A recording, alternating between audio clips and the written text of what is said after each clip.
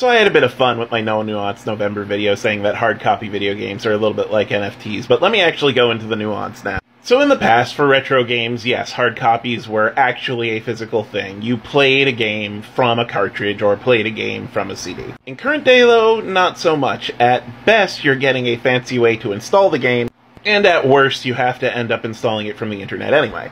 Plus, with the advent of day one patches, lots of games are incomplete on disk, and some are actually unplayable. There are also some games that can be remotely shut down even if they're on disk. This isn't the norm, of course, but many of you might remember the Xbox One and its controversy when it first came out. That was all about DRM and how it applied to disk games. And that controversy isn't really over. We dodged a bullet then, but publishers are definitely looking into ways to make DRM extend to hard copy games. So when you pay for a hard copy game, what you're really paying for is an instance of the data on your hard drive.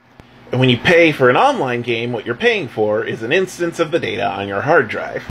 You could take a hard copy game to a friend's house and install it on their hard drive. You could also put your account on your friend's console and then install it on their hard drive. You could physically dump the data from a hard copy disk and make your own ISO image or ROM image that you could then use on emulators, or you could dump the data from an installed version on your hard drive that you downloaded from the internet.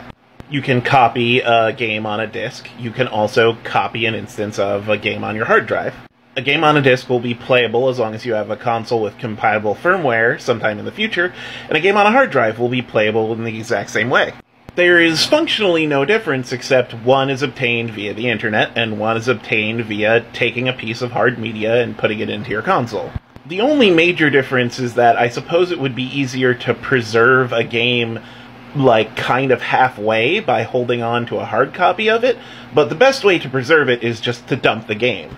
The other major difference is that hard copies appreciate in value for collectors, and that's how they're kind of similar to NFTs. And I said kind of for a reason, like they're very different, I know that they're different, but the way that they're similar is that there is value in owning them, even though you're not actually owning the thing that you're playing. The thing that you're playing is on your hard drive. The thing that you're playing is the data instance. The disk is just a way to get it there. It's just a fancy way of delivering you the game.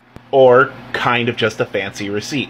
And it appreciates in value because it's something you can own.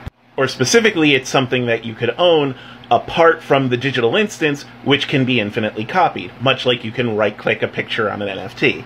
Once again, this is basically for modern games. Older cartridges, older CDs actually did have active code that you would play. But for modern day games, it's just an install package.